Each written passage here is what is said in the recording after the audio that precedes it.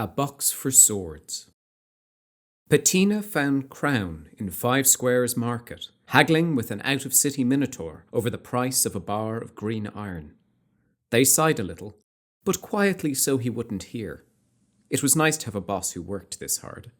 It boded well for their prospects, and Crown was certainly effusive in his praise. But they simply couldn't see how this was a good use of his time since they got the promotion. Given how much the Circle had paid for them and Crown, if they found out he was in the marketplace still trying to turn a few rings on some verdant steel, they'd have his guts for gateposts. "Crown, I've got a response from the City of Chains. You were right, they are interested."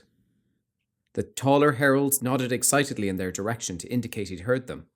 "Nobody goes away from my stall empty-handed, friend. The iron is good quality, so I can go as high as 17 scourds for that, but not a scourd more."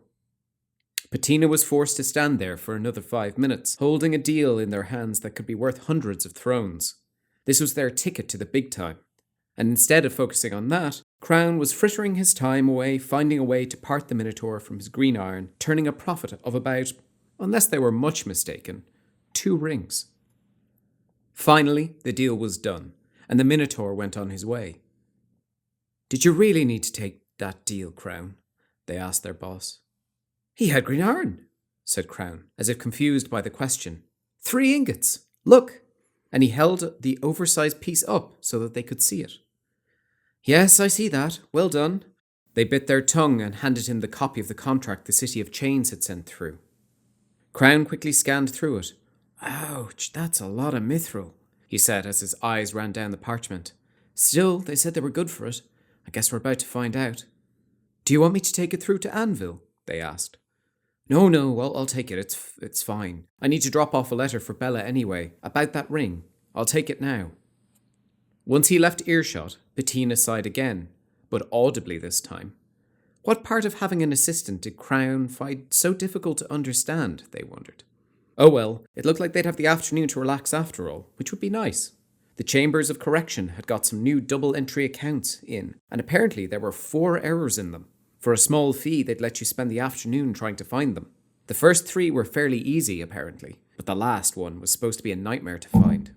Hardly anyone had managed it. They'd been dying to give it a go, but had made themselves wait until they had the time to really enjoy it. "Looks like today's the day," they said to themselves as they set off for the Chambers. It was good to be successful. Overview. The City of Lead and Gold has been increasingly active in the Empire recently. The meetings with hawkers and traders who have sent a box of goods to the city to sell have grown in number, and after almost a year, it seems the city feel they have learned a lot from the ritual. As a result, one of their heralds, an excitable individual called Crown, has been in touch with the civil service at Anvil to let them know of some updated trading terms for the coming season. That is far from all, however. Crown was abroad in Anvil last season, accompanied by a 4-armed construct hired as muscle from the Tower of Calx and Coombe. They went to a meeting with the Crimson Reapers and their guests in the League camp. Some of what was discussed there remains a secret, but at least some of it is about to be very, very public. When Crown appears to let the civil service know of the additional trading information, they casually happen to pass on a quite extraordinary offer for Vosk, or Urizen, or the Empire, depending on how you look at it. The Waning Circle. The Waning Circle will provide a price for any wains offered by Ephesus scale this summit. The spot price will fall the more wains are offered. Previously, Crown has operated the trading desk for the Street of Grains, a relatively minor operation in the city that mostly handles small value deals. The Street of Grains do handle larger volumes of goods and have purchased substantial amounts of wains from the Empire in the past. But this is not their typical arrangement, and it is clear that the trade has been straining their finances. Last season, they were forced to decline several purchases of high-denomination wains, leaving both the herald and their customers disappointed. To everything, there is a time, and it would seem that Crown's time is now. The Waning Circle, a much larger and better-funded trading house, has taken over the Street of Grains operations. They appear to have bought the entire establishment, lock, stock and barrel, which apparently includes the herald Crown, although in the City of Lead and Gold, that apparently counts as a promotion. Crown, it seems, is going up in the realm. From here on, the Waning Circle will be handling all the business of the Street of Grains, and that includes handling all the anvil trade in white granite, weirwood, mithril, and ilium. However, citizens should not expect to be able to make the same profits that they might previously have enjoyed when trading with the City of Lead and Gold. The Waning Circle are well aware that the value of wains is currently falling in the Empire, and the prices they are prepared to offer are quickly falling to match them. Anyone who hopes to make a killing trading with the City of Lead and Gold will need to seal the deal quickly. At this summit, the Circle are prepared to offer 3 thrones, 1 crown for the first few wains of weirwood that they receive. If they are offered more than 10 wains of weirwood in total, across all the boxes, then they will reduce their offers to every merchant accordingly. Spot prices for mithril and white granite are currently higher, by almost a throne, but the Circle encourages merchants to move their goods quickly if they wish to take advantage of those offers. Again, the more wains they are offered, the lower their bid will be. Ilium is a little more complex. It is exceptionally hard to judge the ephemeral price of information, but the Waning Circle are cognizant of the fact that the Empire is about to auction their ilium seats this season. As a result, they won't reveal the spot price for ilium until after next season, when the auction is concluded, for fear that any price signals they give out destroy the delicate equilibrium of the bourse. To avoid disappointment, Crown recommends that those traders who are interested in offering their wains to the City of Lead and Gold avoid putting other valuables in the box with the wains. The rules of the Waning Circle only allow one offer to be made for the whole contents of the box, so customers risk losing out on the sale of other assets if they find the price of wains has dropped too far for them to make a profit. The Blade of Finest Silver.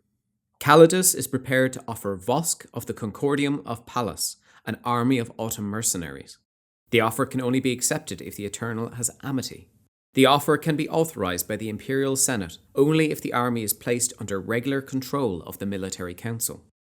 Vosk of the Concordium of Pallas was one of those present at the Crimson Reapers business meeting. They asked Crown to investigate the possibility that Urizen might buy an army from the Autumn Realm. Vosk was at pains to stress that there must be no slaves involved, but they would be happy to pay to buy constructs or to hire heralds or mercenaries to fight for the nation.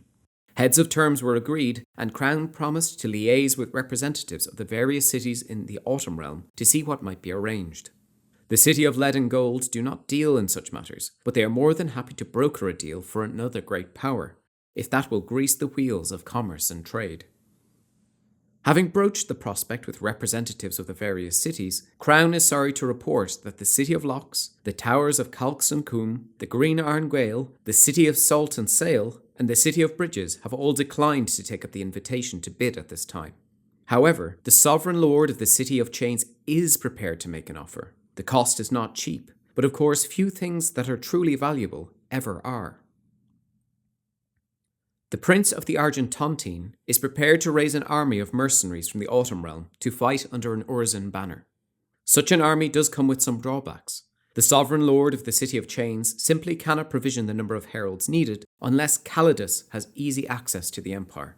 That would mean that the army cannot be raised unless Calidus has amity, and it cannot benefit from any form of resupply, natural or otherwise, unless the Eternal is under amity that season.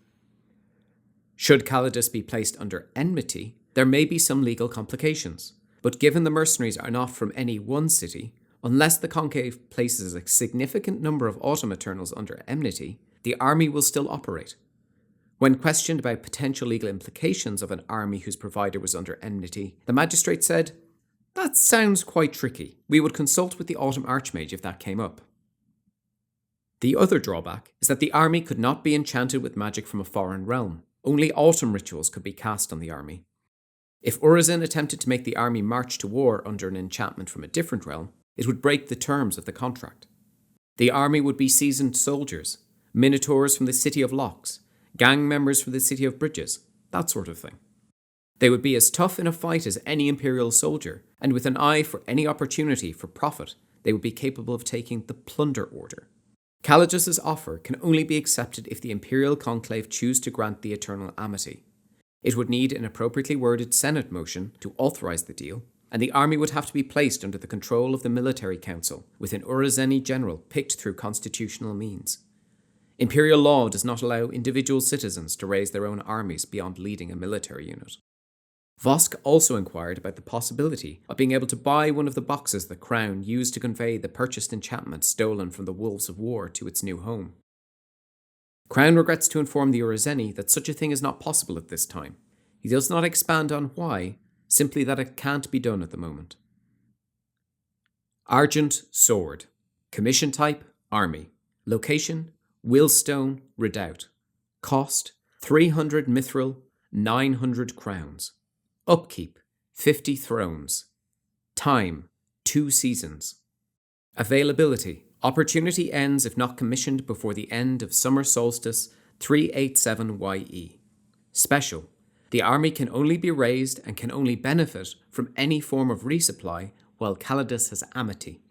The army can only be enchanted with autumn enchantments. Raiders. Can use the plunder order when attacking. Other descriptors: forager, scavenger, snaffler, raider, maggots. Derogatory. A raiding army excels at stripping enemy settlements and casualties of valuables.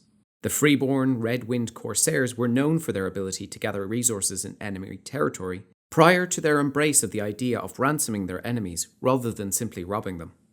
Some Wintermark armies find fighting alongside a foraging army distasteful. The deeply ingrained cultural dislike for maggots is well known.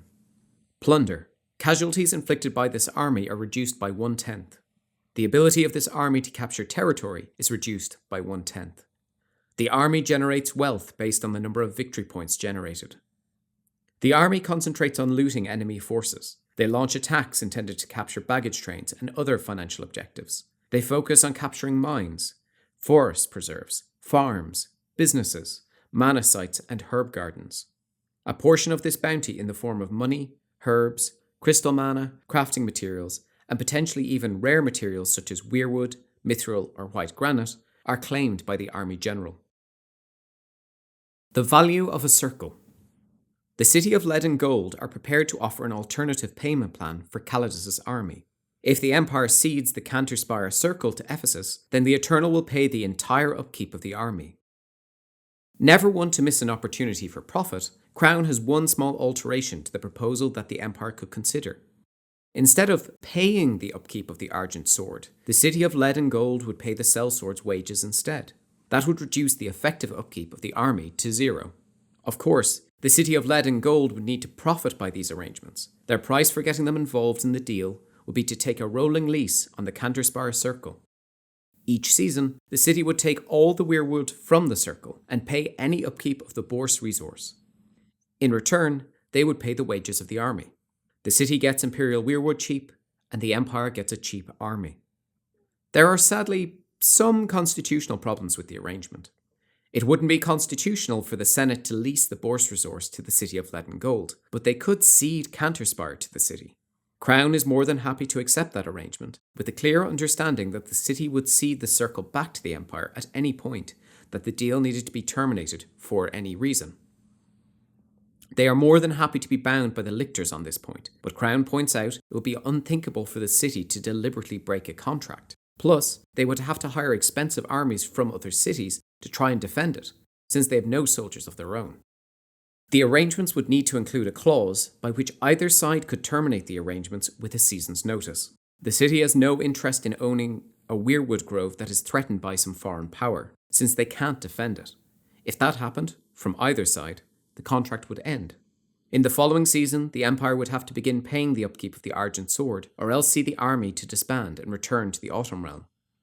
Obviously, if the Senate did cede the Canterspire Circle to the City of Gold and Lead, the civil service would return the appropriate portion of the money paid for the seat by Arlaeus of the Silent Tide, depending on how many seasons of production they would lose. The price of an architect. Delora of the Brass Coast and Arlaeus of Highgard inquired after the cost of a fortification built by the Autumn Realm. The City of Lead and Gold cannot profitably fulfill this request at this time, but the copy of Immaculate Architect that they offered is for sale at a price of 77 rings of Ilium. An opportunity to acquire the ritual text can be purchased by any character placing 77 rings of Ilium in an Ephesus box. 2 of the representatives at the meeting inquired after the possibility of paying the Autumn Realm to construct, or help them construct, fortifications in Highguard and the Brass Coast. Crown confirmed that such a thing might be possible, but thus far they have been unable to find a way to make the deal profitable. The problem is that the Empire can already commission a fortification. They don't need the help of the Autumn Realm. The realm could certainly build a fortification in the Empire if they were paid to do so, but it would require just as much white granite as a normal fortification or citadel, and the labour costs would be much higher, as workers would have to travel to the mortal world from the Autumn Realm. Under those conditions, Crown is struggling to understand why this offer would be of any use to the Empire. However, the city does have a way to help all sides profit from this need. Arleus asked about the ritual text for the Immaculate Architect that was one of the offers made for the enchantment on the Wolves of War.